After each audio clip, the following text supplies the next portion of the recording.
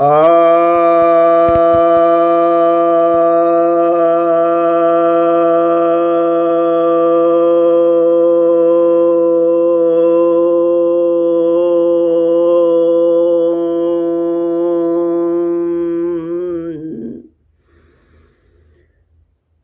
भक्त जनों को सब प्रेम नमन। भक्तों, आज मैं आपके समक्ष कोरोना से छुटकारा पाने के लिए किस तरह के काढ़े का सेवन किया जाए, इस विषय पर बतलाने जा रहा हूँ। वैसे तो बहुत लोग साल भर से बहुत तरह के काढ़े पी रहे हैं।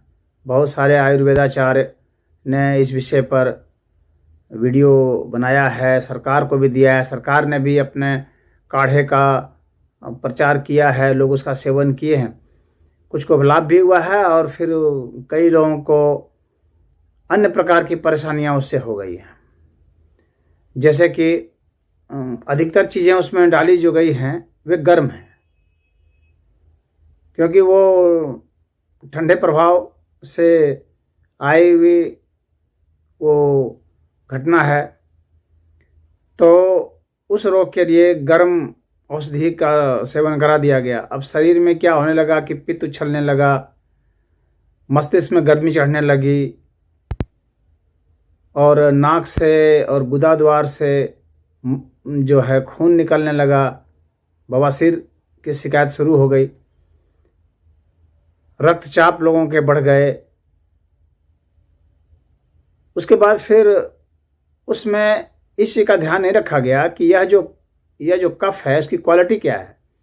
कफ उसमें चिपचिपा बन रहा है, तो कफ चिपचिपा बन रहा है तो उसके लिए पहले ज़रूरी है कि उसको अलग किया जाए और आसानी से उसको निकालने के लिए प्रेरित किया जाए। तो ऐसी औषधियों को दिया जाए जो आसानी से कफ को निकालती हो। दूसरी बात, कफ चिपचिपा है तो उसको फाड़ दिया जाए, यानी छोटे छोटे टुकड़ों में बांट दिया जाए, उसे चिपकने नहीं दिया जाए। वो इलास्टिक जैसा, जैसे च्युइंगम होता है उस तरह से चिपक रहा है और गले को घोंट दे रहा है, इससे व्यक्ति की मृत्यु हो जा रही है। तो यह जरूरी है कि पहले उस कफ को हम लोग फाड़ दें और छोटे छोटे टुकड़े में बांट दें, फिर वो चिपके नहीं, आसानी से वो निकल जाए, तो फेफड़ा हमारा सही हो सकता है।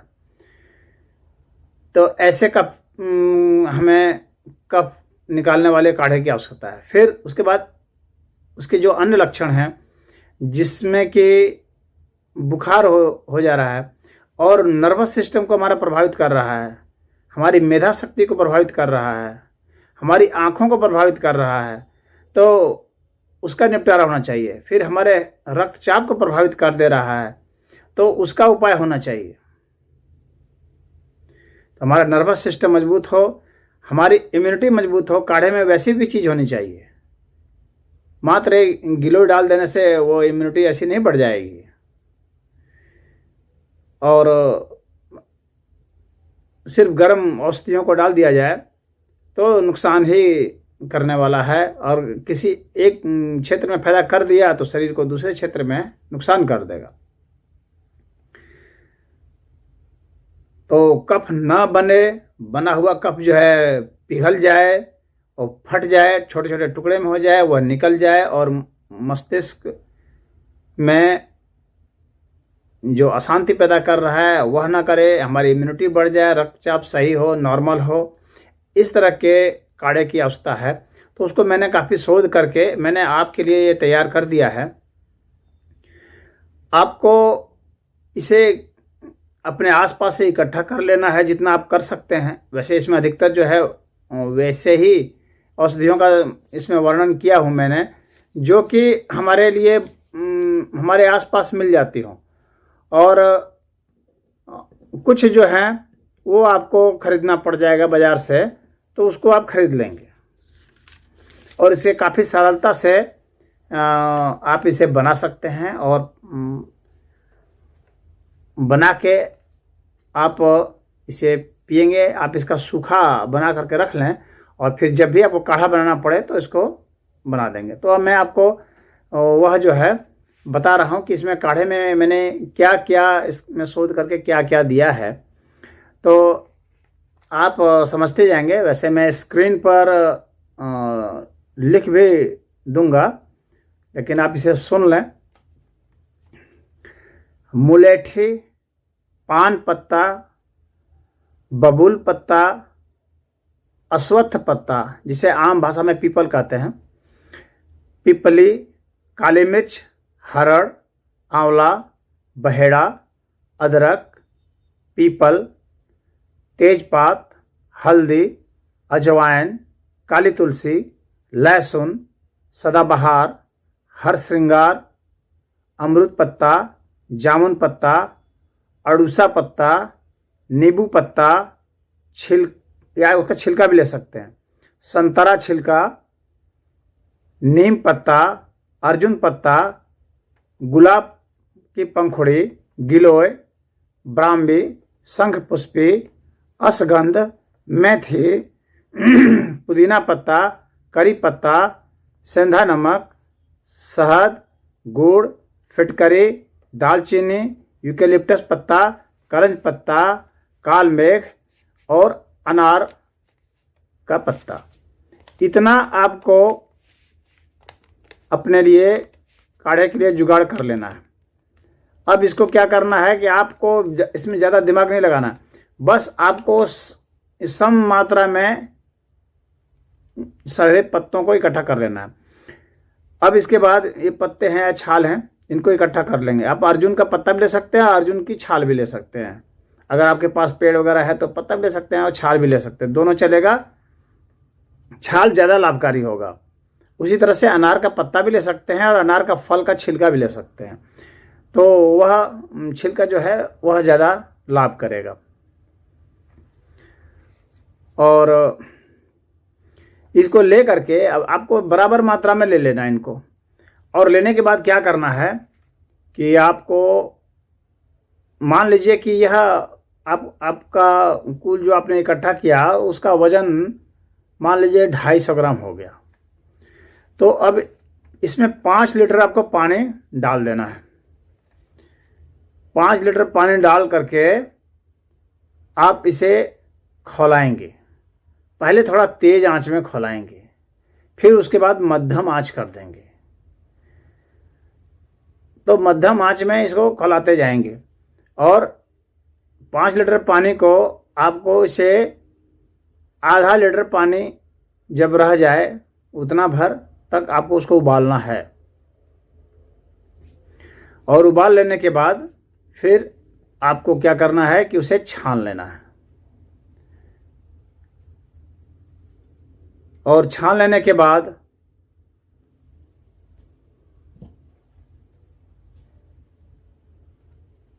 इसे जब आप छान लेंगे तब फिर आप इसमें सेंधा नमक मिला देंगे। आप इसमें गुड़ मिला सकते हैं और शहद मिला देंगे। अब आपका ये काढ़ा तैयार हो गया। अब इसमें एक चीज आपको और मिलानी है, वह है फिटकरी। थोड़ी सी फिटकरी तकरीबन 20-25 ग्राम के आसपास फिटकरी आप इसमें डाल देंगे और फिर आप इसका 50 ml ले लेंगे आप वयस्क के लिए। जो बच्चे हैं उसके लिए, जो किशोर अवस्था वाले बच्चे होते हैं यानी 15 बरस से नीचे वाले और 5 बरस से ऊपर वाले, इनके लिए 30 ml काफ़ी है। जो 5 से 10 बरस में है उनको आप 20 ml भी दे सकते हैं। और जो उससे भी छोटे हैं, 5 बरस या उससे भी छोटे हैं, उनके लिए आप 10 ml दे सकते हैं। जो बहुत ही छोटे हैं उनके लिए आप 1 to 2 ml देंगे। जो शिशु हैं, जो महीनों में हैं, उनके लिए 1 वर्ष के नीचे वाले के लिए आप बहुत थोड़ी मात्रा में देंगे, 1 to 2 ml बस। तो यह जो है आप सुबह दोपहर शाम 3 बार लेंगे इसे। और इसको लेने के बाद आप जो है खाली पेट ही इसको लेंगे, यानी भोजन के पहले लेंगे। और इसको लेने के बाद जो सुबह में और शाम में 2 बार आप प्राणायाम करेंगे। तो ऐसा करेंगे तो आप देखेंगे कि आप बिल्कुल ही मुक्त हो गए। और निश्चित जानिए कि यह जो है काढ़ा आपको उससे मुक्ति दिला देगा। और प्राणायाम मैंने बताया है वह तो जादुई प्रभाव रखता है। तो यह काढ़ा और उस प्राणायाम के साथ आप मुक्त हो जाएंगे। तो यह जो मेरा काढ़े का वीडियो मैंने बनाया है, बाकी और भी जो है कोरोना के ऊपर जो मैंने वीडियो बनाए हैं और 2 वीडियो हैं, तो उनको आप देखेंगे कि अन्य चीज़ में क्या परहेज करना है। आपको डेयरी प्रोडक्ट्स से परहेज करना है, यानी दूध, दही, घी, मट्ठा, मक्खन और मांस, मछली, अंडा, इन सब चीज़ों से आपको बचना है। कोई भी चिकनाई से आपको बचना है और किसी भी प्रकार के खट्टी चीज़ों को खाने से बचना है। यह आप विशेष रूप से ध्यान देंगे। जिसमें भी चिपचिपापन हो वैसी चीज़ों को आपको नहीं खाना है। ठंडी चीज़ों को आपको नहीं खाना है, ठंडी चीज़ों से बचेंगे। फ्रिज और एसी और इन सब से आपको बचना है। इतना करेंगे तो आप मुक्त हो सकते हैं। और इसको आप अधिक से लोगों को बताइए, क्योंकि इस विपत्ति के समय में जब पूरा विश्व इससे परेशान है, मानवता खतरे में है, हजारों आदमी मर रहे हैं, ऐसे में सबसे बढ़ करके धर्म यही है कि हम लोग उन लोगों की जान बचाने के लिए अपनी तरफ से जितना योगदान कर सकते हैं वह करें। ओम हरि। एक महत्वपूर्ण बात मैं बताना चाह रहा हूँ कि यदि आप सभी ये वनस्पति की औषधियाँ जो है इन्हें सुखा कर रखना चाहते हैं तो छाया में सुखा करके रखेंगे, धूप में नहीं सुखाएंगे। और फिर इनको आप पाउडर बना करके मिक्सी में पीस करके रख सकते हैं। और यह जो आप काढ़ा बना रहे हैं उसे आप हीरा हींग से छौंक लगा देंगे तो यह और भी ज़्यादा गुणकारी हो जाएगा।